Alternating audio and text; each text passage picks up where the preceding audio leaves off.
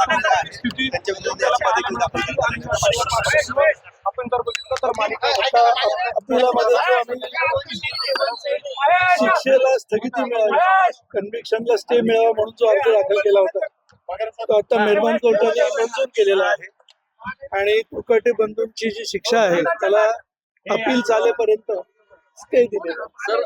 आणि आता 2 ऑर्डर झालेले आहेत. एक शिक्षेची अंमलबजावणी स्थगित केली होती सुरुवातीला, आता पूर्ण शिक्षा स्थगित केलेली, स्टे केली. सर, आपल्याकडनं नेमके काय ग्राउंड्स मांडण्यात आले, म्हणजे काय सबमिशन करण्यात आलं होतं, तिच्या आधारावर हा निर्णय झाला? नाही, आमचं म्हणणं असंच होतं की जी काही मेहरबान कोर्टाने ट्रायल कोर्टाने शिक्षा दिलेली आहे तर ते मुद्दे ग्राह्य धरता येणार नाहीत. आम्हाला अपील चांगलं आहे, आम्हाला अपीलात यश मिळण्याची शक्यता आहे. या मुद्द्यांचा विचार आता मेहरबान कोर्टाने केला, परंतु ह्या मुद्द्यांचा मुख्य अपील चालताना विचार होणं गरजेचं आहे. परंतु जर अपील चालेपर्यंत स्टे दिला नाही तर जास्त नुकसान होणार आहे अपेलंटचं, असा एक मुद्दा घेऊन मेहरबान कोर्टाने तो स्टे दिलेला.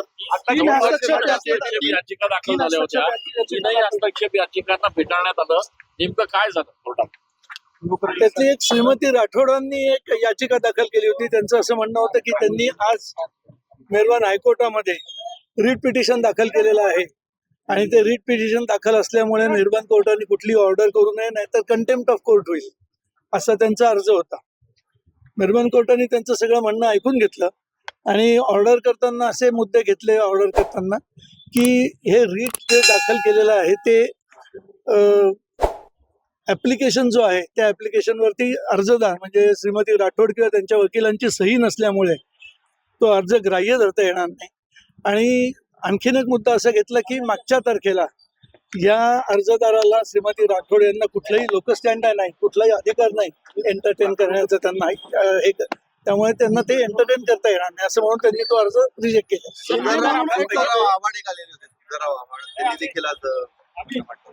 झुंजारराव आव्हाड साहेबांनी अपील दाखल केलं होतं, appeal for enhancement of sentence. म्हणजे जी शिक्षा मेहरबान ट्रायल कोर्टाने दिलेली आहे 2 वर्षाची, तर त्या 2 वर्षापेक्षा जास्त शिक्षा त्यांना मिळावी असं ते अपील दाखल केलेलं आहे.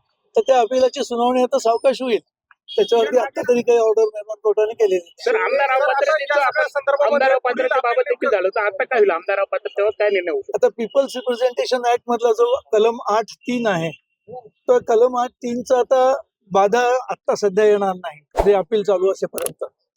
त्याच्यामध्ये असं म्हटलेलं आहे की जर 2 वर्षापर्यंत किंवा 2 वर्षापेक्षा जास्त शिक्षा झाली तर MLA किंवा MP यांना त्यांचं पद त्या पदावरती राहता येणार नाही.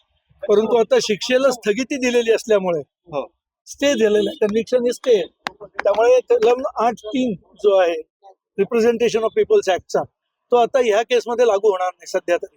सर, आता जो दिलासा मिळाला आहे तो कायमस्वरूपी म्हणाला का केवळ अपील जोपर्यंत चालू राहील तोपर्यंतच आहे? नाही, हे अपील चालू असेल तोपर्यंतच आहे. आणि सर, दरम्यानच्या काळात कोणी उच्च न्यायालयामध्ये जर गेलं ह्या निकालाच्या विरोधात तर पुढचं कसं असतं? आता त्यांना त्याचा अधिकार आहे, पूर्ण कॉन्स्टिट्यूशनने दिलेला अधिकार आहे, त्यामुळे ते हायकोर्टात गेले तर काय होईल वगैरे आता त्याच्यावरती वक्तव्य करणं योग्य होणार नाही.